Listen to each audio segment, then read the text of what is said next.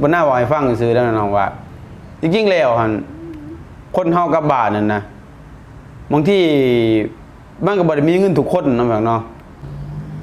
สวัสดีครับท่านผู้เบิ่งทั้งหลายตอนนี้กับช่องมนา Channel ซึ่งเราจะเคยเนาะเพิ่มเติมในเรื่องที่มีสาระและก็บ่มีสาระมาเล่าสู่พี่น้องฟังเนาะทุกคนเนาะที่มาเฮ็ดงานอยู่ใกล้บ้านใกล้เมืองเนาะบ่สิมาเฮ็ดงานอยู่กรุงเทพกรุงไทยก็สร้างเนาะ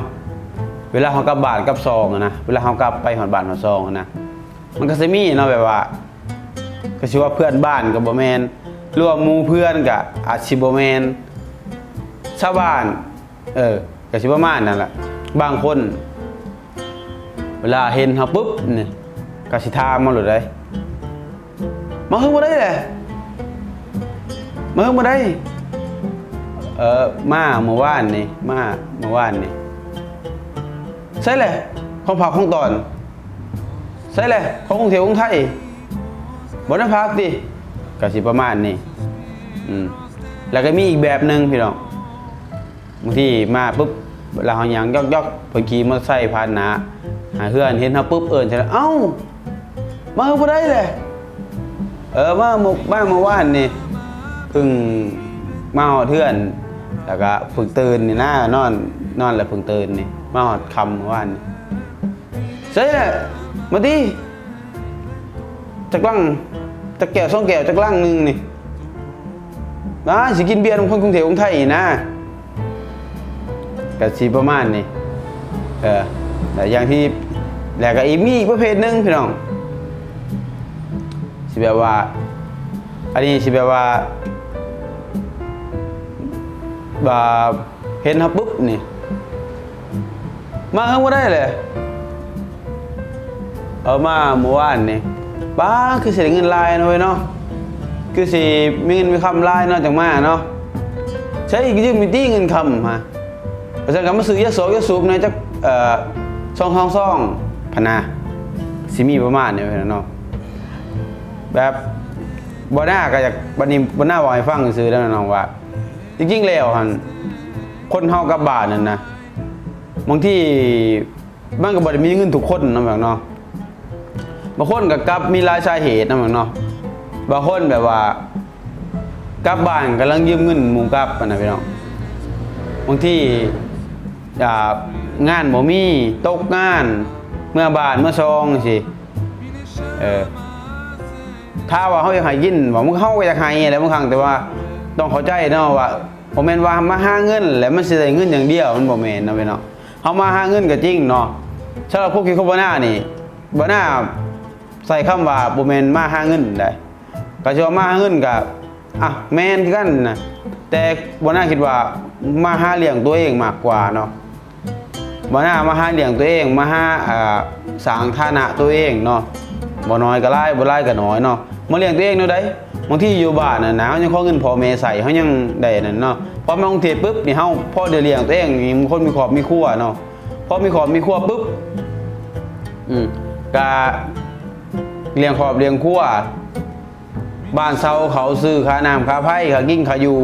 มันเสียมาใช้เงินเนาะนี่บ่ดีคนอยู่บ้านมีเงินหลายกว่าเฮาอีกเนาะบางทีคนแบบว่าเคยมีได้พี่น้องแบบว่าสิกลับบ้านบ่มีเงินกลับยืมเงินหมู่กลับไปหอดปุ๊บหมู่ยังสิมาขอเงินไปซื้อเบียร์ซื้อเหล้า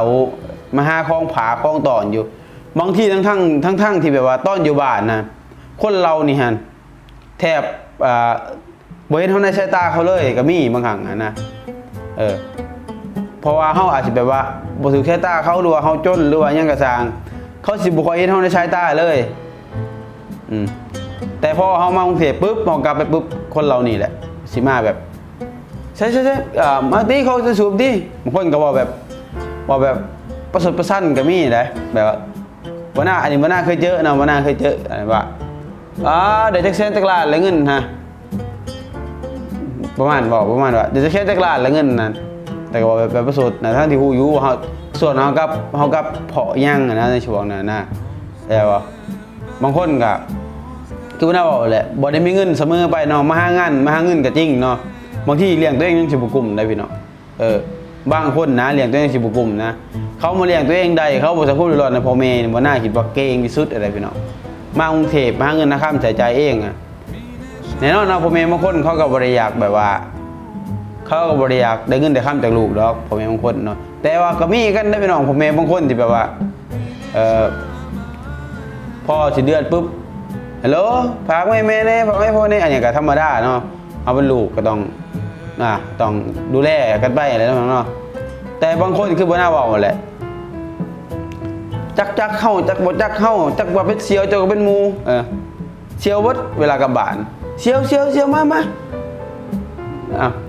าเลี้ยงในที่ฉันจังซี่บางคนก็ของเงินซื้อยาสูบในที่นั่นน่ะนี่ใช้แล้วของผาของตอดนะเอาทั้งที่คือบ่น่าบอกให้ฟังแหละคนเราเนี่ยตอนเฮาอยู่ในบ้านนะเขาแถวชีวิตเราในสายตาเลยบางทีเขามองเฮาแบบเป็นแบบเด็กคนหนึ่งเลยนะแบบเป็นเด็กแบบนอกสายตาคนหนึ่งเลยนะแต่พอบางครั้งเกิดว่าเขามีซะเขากลับบ้านพอมีแน่พอนี้เขาก็สิเปลี่ยนแล้วบัดนี้เขาก็สิแบบว่าอีกสไตล์แบบหนึ่งน้องเนาะคือว่าหน้าว่าฟังมันเนี่ยคือแบบมาเรากันฟังอะไรเนาะมีเรื่องว่ามาเราสู่กันฟังเนาะคือมาเราฟังก็คือว่าทุกคนคือจะเคยเจอเนาะผู้ใดเคยเจอแบบใดเนาะมาคอมเมนต์มาบอกกันหน้าเนาะมันก็จะคู่กันเนาะว่าเคยเจอแบบใดเวลาเขากลับบ้านนะเวลามาเงินนะครับบอกว่าสิอยู่กรุงเทพใช่กระชางเนาะใกล้บ้านใกล้เมืองเนาะเวลาเขากลับบ้านปุ๊บเนี่ยเคยโดนแบบคอยังแน่นะพี่น้องว่าบ่น่าจะคู่คอมเมนต์บอกว่าหน้าเนาะบางทีคือบ่น่าบอกแหละเขาบ่ฮู้เลยว่าเฮากลับบ้านนี่บางทีเฮาก็บ่ได้มีเงินมีคำกลับได้บางทีเฮาแค่คิดฮอดบ้านกลับไปบ้านคิดแต่ว่ามาหาเงินต้องมีเงินบ่แม่นเนาะเงินนะบ่แม่นใบใหม่เนาะบ่แม่นใบบรรตะกบเนาะสิมาแบบเด็ดเอาแล้วก็สิเอาไปแจกมันบ่แม่นเนาะพอทุกคนก็สิได้สิ่งใดสิ่งหนึ่งมานี่ต้องลงเหือลงแห้งใส่สมองมีความอดทนความพยายามแต่ยังนิดหน่อยว่าน่าเคยเนาะแบบเวลาผู้ใหญ่มาเฮือนนี่นะผู้ใหญ่มาเฮือนปุ๊บนี่เขาสิมาเอาเงินให้ว่าน่าแบบพอแม่เรามักเอาเงินให้ว่าน่าดอกว่าน่าดอกให้เขาไปซื้อนั่นซื้อนี่นะไปซื้อแบบไปซื้อเราข้าวเนี่ยฉันสินะแล้วก็ให้ติปแบบตีเป็นเงินไทยก็5 บาท10 บาททีเฮาก็ดีใจเลยเฮาคิดว่าคนเรานี่เขาคือสิมีเงินเฮาคิดแต่ฉันได้ความเป็นจริงแล้วมันบ่แม่นเนาะแล้วก็อีกอย่างนึงพี่น้องตอนบ่น่าอยู่บ้านนี่บ่น่าท่านมากรุงเทพนี่บ่น่าเห็นคนกลับจากกรุงเทพแต่ละคนนี่โอ้แต่งตัวดีแต่งตัวรอแต่งตัวสวยแต่งตัวดีเลยแหละก็เลยเฮ็ดให้เฮาคิดว่าเขาคือสิสบายเขาอาจจะคิดอย่างนี้ก็ได้นะแม่เนาะเขาคือสิสบายคือสิมีเงินเขาคือสิมีเงินหลายสิคือเงินเดือนแพงก็เลยต้องไปขอแต่เขาบ่คิดเลยเนาะว่ากว่าสิได้แต่งตัวงามได้เสื้องามมาใส่นี่มันต้องแลกกับเพื่อแห้งขนาดใดเนาะโอเคนะเนาะอันนี้ก็บ่น่าบอกเราสู่กันฟังซื่อๆเนาะบอกให้ฟังกันซื่อๆเนาะว่าทุกคนเคยบ่ครับบ่ได้เคยก็คอมเมนต์มาบอกมาจ้าพูดคุยกันเนาะแล้วก็พี่น้องอย่าลืมเด้อครับไปติดตามเพจบ่น่าเด้อมีเพจมี TikTok แล้วก็ตามมีเลยเนาะแล้วก็สามารถเข้าไปกดจ้าแล้วก็ทักทายพูดคุยกันได้เนาะในเพจได้เนาะโอเคเนาะสำหรับวันนี้เนาะพอได้เข้ามาเบิ่งแล้วก็อย่าลืมกด Subscribe กดติดตามเป็นกำลังใจช่องบ่น่า Channel เด้อเด้อสำหรับคลิปนี้บ่น่าเขากล่าวคำว่าสบายดีสวัสดีครับบ๊ายบาย